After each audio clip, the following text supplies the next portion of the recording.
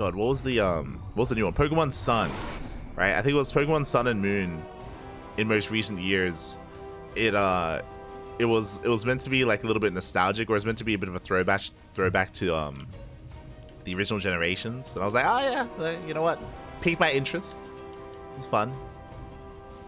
I haven't touched Pokemon since, but it's fine. It's fine. Regardless, we're jumping into our next series, and spawning in the bottom right-hand corner of Oceanborn, we have the yellow Terran player from land of Brazil, representing the Platinum Heroes. It is INexorable.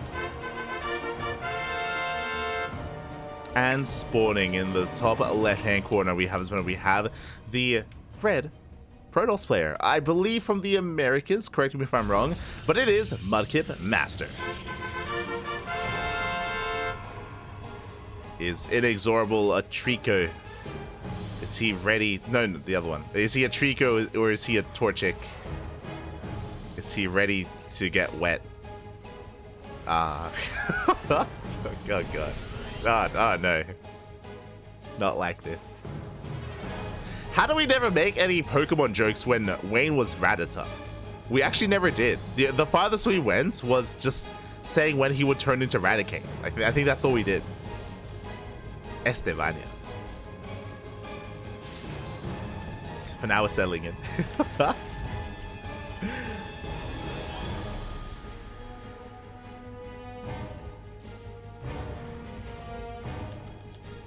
remember when Pokemon Yellow came and I was wild. What was Pokemon follow you? It was crazy, man. It was crazy.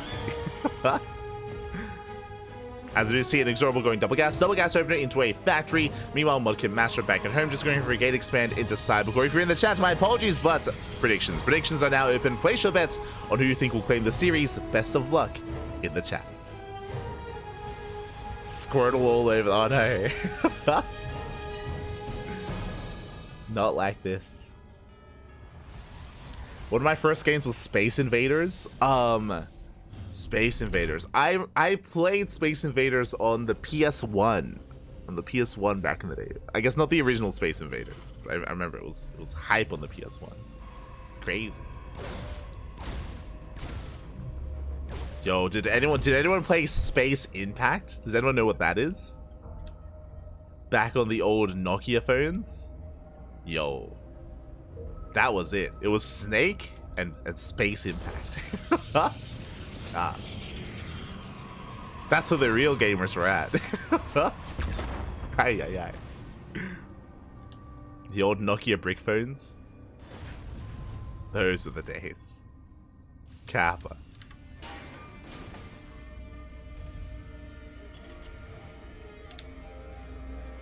As we're getting into our game. Mudkip going for a Stargate opener, going to Phoenixes. Going to be Phoenix Space opener here out of Mudkip. And with this, his goal, of course, is to gain map control, to shut down the initial aggression here. And INexorable going for a reactor to Reaper Hellion. And with this army, his goal is to get into the mineral line. Bust into the mineral line, bust up these workers as well. And mudkipmaster has no SimCity. No SimCity. With that, we can avoid the Stalker. Actually going for the Stalker kill instead. Stalker gets shut down. Adept as well. Shield batteries on the way. Once that falls, we're going for the probes. And the probes are exposed. The boys are being pulled into Hellion fire. Not like this. No. They're getting roasted. And we're going to chase as well. There is no wall. There are no units. Just the one Phoenix. And INexorable is snowballing out of control, getting so much damage already. It's becoming too much. Boys are being pulled. 11 workers going down. 13. 14. And count. Oh, the volley! No! The volley! Calm down. 22. 24. 25. Stop him. Someone stop this man. GG gets called. And INexorable will take game number 1. Ooh, GG.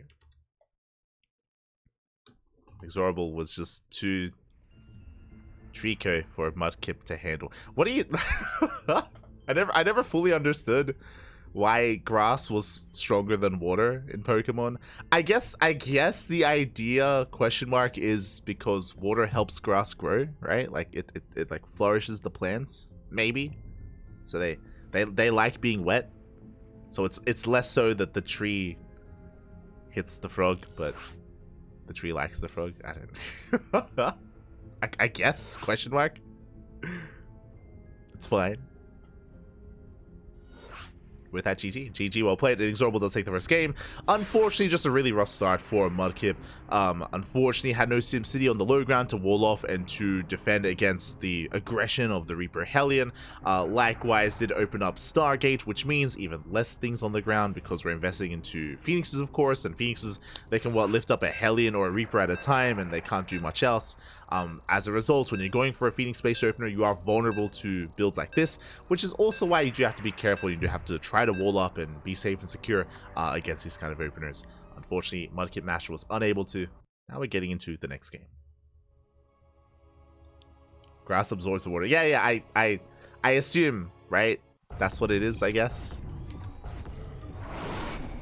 They like it, Puppy. They like it. They like the water. So getting into the next game and spawning in the top left-hand corner of Side Delta, we have the Brazilian Terran player, the yellow Terran representing the Platinum Heroes. It is INexorable. And spawning in the bottom right-hand corner, we have the red Protoss player representing clan RITSC. It is the mudkipmaster. Here we go. My starter in Gen 3 was a Trico. Turned into... God, what did it turn into? Grovile into Septile. That's it. That's it. There we go. Ah. He soloed the Elite Four for me. Won me the game. Let's go. As the Pro Scouts moving out across the map. Back at home, INexorable, this time going for a bit of a more passive start. I say passive, I should say more economic. As a reminder, last game it was double gas into a faster factory. This time, racks expand for INexorable.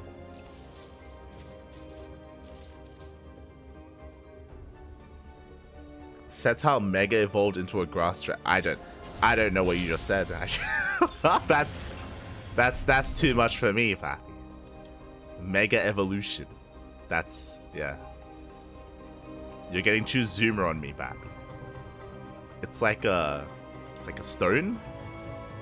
It turns Charizard into like a dark Charizard. I think I know that. There you go. Ah.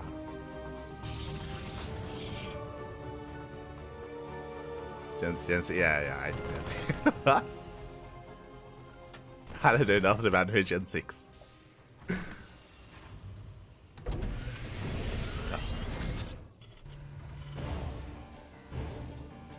You know what I did do though, which is sad, is what did I do? I ended up getting Pokemon, some of the older Pokemon games to play again on the 3DS like Nintendo store. And then I think it was last year where they closed the store. I was like, oh, what the hell? They just I just wanted to play my Pokemon.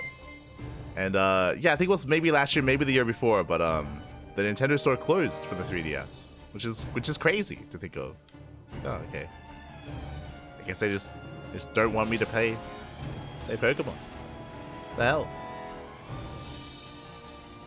Thank you for following. Thank you, Bomb Cool. Thank you. Love the stream, too. Thanks. Oh, you're welcome. Glad you enjoyed the stream. Thank you for the support. Do always appreciate it. Always. Gracias, papi. Gracias. Mega Chuck. Of course you would know all this, Werehog. It's the Werehog. I would have you know there are like 26 different Charizards, each with their own unique color variation. Ah, okay. I got you. Is that like a shiny black Charizard X? Is that a thing as well? God. So now it's gonna be a Twilight Council. Twilight Council opener at a Mudkip. Going for avoiding the Stargate into Phoenix.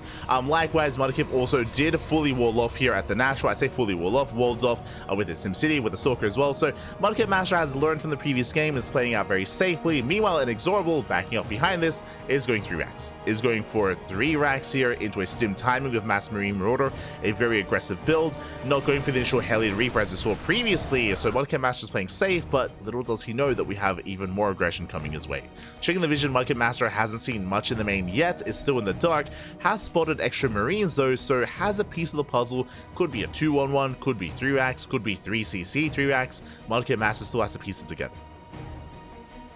Stalkers dipping in, they can pick away the marines. Blink is almost done, and upon seeing this many marines, now mudkipmaster should be aware. Back at home, we have how many gateways? 4 gate. 4. So, oh my god, wait, 5 gates. 5 gate blink for the Protoss. Let's go! And the goal here is to slow this army down. Blink is done. Chip away at the marines, the marauders. Slow the army down before it gets across the map, and try to whittle away at the force of INexorable. Of course, INexorable likewise has to hold on to the stim. Does want to waste it, as there is no sustain with this army. So far, so good. Mudkipmaster taking down 4 marines so far, getting a 5th. Ooh, 1 stalker does fall. And INexorable gets across the map. No shield battery. Shield battery's not done. There's the stim. INexorable goes for dive. He depowers the gateways. Down to 3 gates. Prism does move out across the map. But can Mudkip survive? Can he defend? As boys are being pulled, marines, they stim for a second time. They take down the workers. They go for the stalkers as well. They will be cleaned up. Meanwhile, across the map, the Prism has arrived, but INexorable has reinforcements. It's 13 probe kills. We have the warp into the main base, but INexorable, he does get eyes on the Prism. No! The Prism goes down! The Prism is sniped. INexorable rotating over towards the left-hand side. Gets 1, gets another Stalker. But at least mudkipmaster survives. The problem, though, the downside is that his economy is in the gutter, down to 30 workers. Barely has an economy standing. And INexorable building up. Rebuilding his bio army, getting ready for the second wave, this time with medevacs. Starport is done, and medevac production is underway. Like, can I show you alternate methods to play earlier Pokemon games?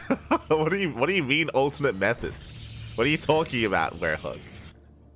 Oh no. Not like this. There are other ways to enjoy Pokemon, Pappy. Let me show you. You're an animal. As INexorable is back at home, still building up. Getting into a 3rd CC. 3rd CC is on the way. Mudkipmaster looking for a way into the main. I mean, I would say that right now the goal for Mudkipmaster would be to contain. Just contain the Terran player and delay the 3rd base for as long as possible, while taking his own 3rd. What I'm concerned by, we're still on 2 base. We're still stuck on 2 bases. There is no 3rd in sight, not yet, and as a result, INexorable is still getting further ahead. Has a better economy, has mules, plus a higher worker count, building up quite an army as well. It's on the Protoss to be up a base compared to the Terran, and we're even on bases instead. And here comes the second wave. And this time, INexorable can stim more freely. He has medevacs. He can sustain himself. He can sustain his army. He can stim more freely. And Mudkipmaster, he's in trouble. Has to pull away. I'll be honest, I don't know what the evolution of Mudkip is. I think Swampert is the 3rd evolution. I don't know what the one in between is. I don't. It's like a Mudkip but on 2 legs. It's like standing tall. And here we go, INexorable. He is stimming forward. Pushing in once again. There are some slows to defend. Overcharge gets popped. Marsh Stomp. There you go. Oh god. And INexorable is going to be steaming up the ramp, takes down the shield battery, takes down the overcharge. Colossus are on the way, but they need more time. They need desperately more time. The blinks are decent, but it's a numbers game at this point, and INexorable, he's snowballing out of control. He breaks through the natural. GG gets called. And INexorable will take the series 2-0. GG.